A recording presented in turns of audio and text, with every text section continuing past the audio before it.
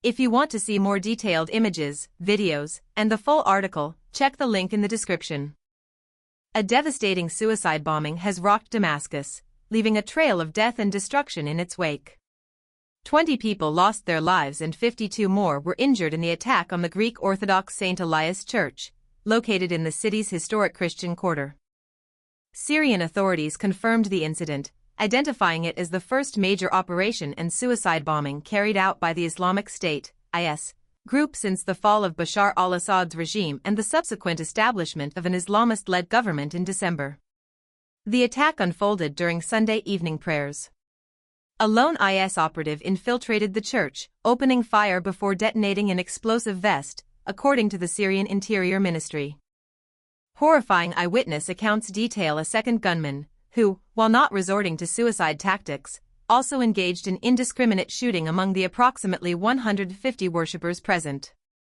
Graphic videos circulating online showcase the aftermath, splintered pews scattered amidst the chaos, and the heartbreaking sight of bloodied bodies strewn across the sacred space. The impact of the explosion was so severe that nearby residents reported hearing a deafening blast, followed by the immediate cacophony of sirens as security forces scrambled to secure the area and civil defense personnel rushed to provide assistance. This brutal act of violence follows months of relatively low-level IS activity and propaganda efforts. The group, seemingly capitalizing on the security vacuum created by Assad's downfall, is attempting a resurgence, actively seeking to reconstitute its power base. Syrian officials allege that IS managed to seize significant quantities of weaponry and ammunition abandoned by fleeing Assad regime soldiers, bolstering their existing arsenal. Images from the scene depict the ravaged interior of St. Elias Church, a stark testament to the ferocity of the attack, showcasing the devastating impact of the blast on the building's structure and its congregants. The current Syrian government, comprised of former leaders from the Islamist rebel group Hayat Tahrir al-Sham, HTS, has been actively conducting anti-IS raids across the country since assuming power. Interestingly, even while still a rebel group, HTS had engaged in combat against IS within territories under its control, viewing the group as a destabilizing influence and a source of radicalization amongst rival rebel factions. The shift in power dynamics has created a complex situation, with IS now attempting to exploit the perceived moderation of the former Islamist rebels to recruit disillusioned Islamist fighters. IS propaganda, amplified through their social media channels, has seized upon images depicting a meeting between Syrian President Ahmed al-Shara and US President Donald Trump in Riyadh last May, framing it as a betrayal of jihadist principles. This manipulative tactic highlights IS's adeptness at leveraging political narratives to further their agenda. Despite this, Syrian authorities have repeatedly asserted their commitment to protecting religious minorities under their rule.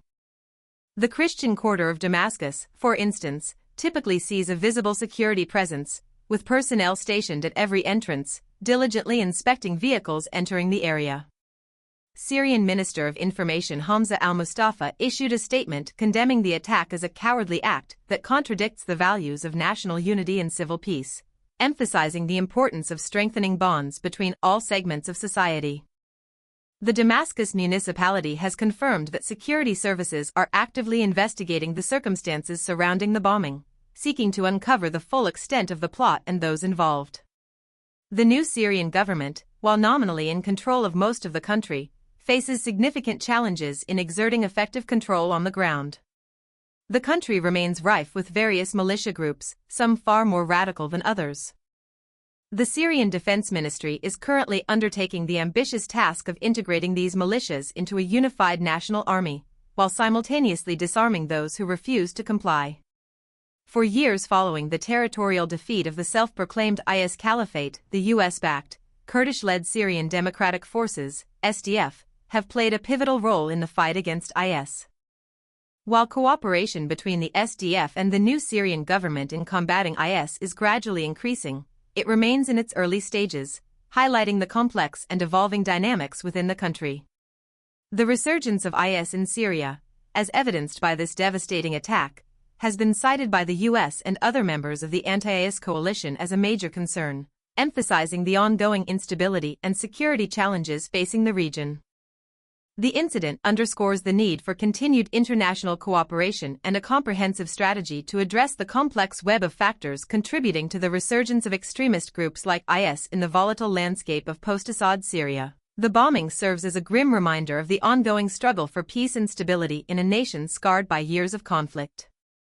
The investigation is ongoing, and the international community is watching closely as Syria navigates this latest chapter in its tumultuous history.